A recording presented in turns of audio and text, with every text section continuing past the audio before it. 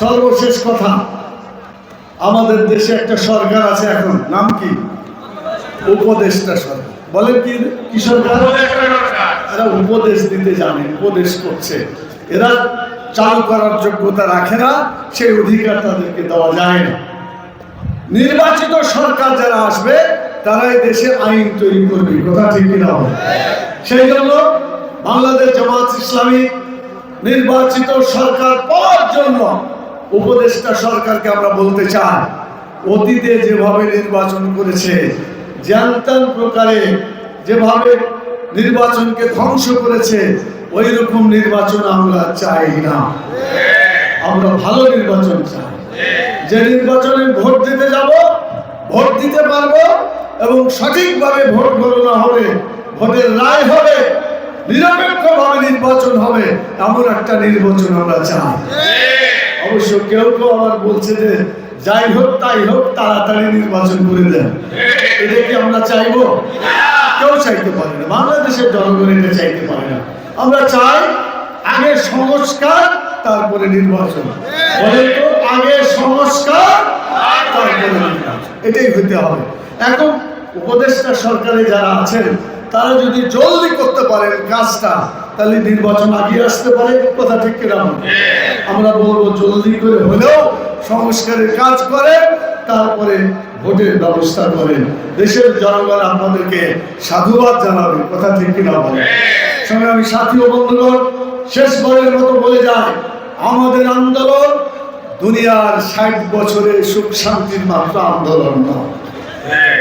আমরা কি দুনিয়ার যে জীবন, এটাই কি আমাদের শেষ জীবন? আর জীবন আছে, সেই জীবনের নাম কি? আখিরাত। যে জীবনের শুরু আছে শেষ নাই, সেই আখিরাতের জীবনে আপনাকে আরামে থাকতে চান, তাহলে কোরআন ধরেন, কোরআনকে বুঝেন, কোরআনকে পড়েন, কোরআন শিক্ষা করেন। কোরআনের আইন বাংলাদেশে চালু করার জন্য ময়দানে নামতে হবে। কি রাজি আছেন আপনারা? কোরআন হাদিসের আইন চালু হলে এদেশে ইসলাম কায়েম হবে ইনশাআল্লাহ। মানুষ সুখ পাবে, শান্তি পাবে, অন্যায় থাকবে না, চুরি থাকবে না, ডাকাতি থাকবে না, ছিনতাইকারী থাকবে না, চাঁদাবাজি থাকবে না, কথা ঠিক কিনা বলেন?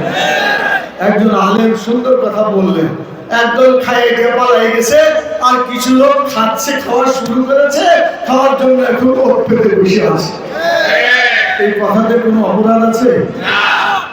আরে আপনি যদি চুরি না করেন, ডাকাতি না করেন, ছিনতাই না করেন, আপনার গায়ে ব্যথা হবে? কেন সব কথা বলতে চান? বলেন, আমি অনুরোধ করবো সেই দলগুলাকে, আপনার দল থেকে চাঁদাবাজ ছিনতাইকারী যদি থাকে, এদেরকে বহিষ্কার করে দেন। চোর ডাকাত ছিনতাইকারীদের কোনো দল থাকে না, তারা চুরি করতে জানে, জেনা করতে জানে, অন্যায় করতে জানে। এটা কোনো দলের সম্পত্তি নয়। আপনার দল থেকে খারাপ লোককে বের করে দেন, ভালো লোকের রাজনীতি হবে, খারাপ লোকের রাজনীতি শেষ করে দিতে হবে। আপনারা কি রাজি আছেন? সেই আন্দোলনকে বিপ্লবে পরিণত করে আন্দোলন করতে হবে। তৃতীয় স্বাধীনতা একটা করতে হবে।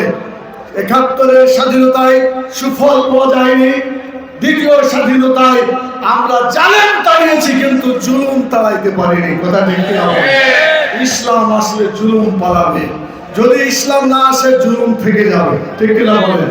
এখন বলেন, আপনারা কি জুলুম নিয়ে থাকতে চান না ইসলাম আনতে চান? তাহলে আমরা জুলুমকে তাড়ানোর জন্য ইসলাম এবং ইসলামী রাষ্ট্র কায়েম করার জন্য এখন চেষ্টা করবো। শেষ রাতে আল্লাহর কাছে দোয়া করবেন যে আল্লাহ, সব দেখেছি, সব দল দেখেছি, কেউ তোমার কোরআনের আইন চালু করে নাই। বাংলাদেশ জামাত ইসলামী, ইসলামী ছাত্র শিবির, শ্রমিক কল্যাণ ফেডারেশন, সকলে আজকে যত ইসলামী দল যারা কোরআনের আইন চায়, এই আইন যারা এই লোকগুলা দেশে কোরআনের আইন চায়, আল্লাহ তুমি সকলকে ঐক্যবদ্ধ করে দাও। আগামী দিনে সমঝোতা নির্বাচন হোক, ঐক্যবদ্ধ হোক, ইসলামী সরকার গঠন করতে হবে। ইসলামী সরকারের বাইরে কোন সরকার বাংলাদেশকে আমরা চলতে দেব না ইনশাআল্লাহ। সেই আবেদন জানি।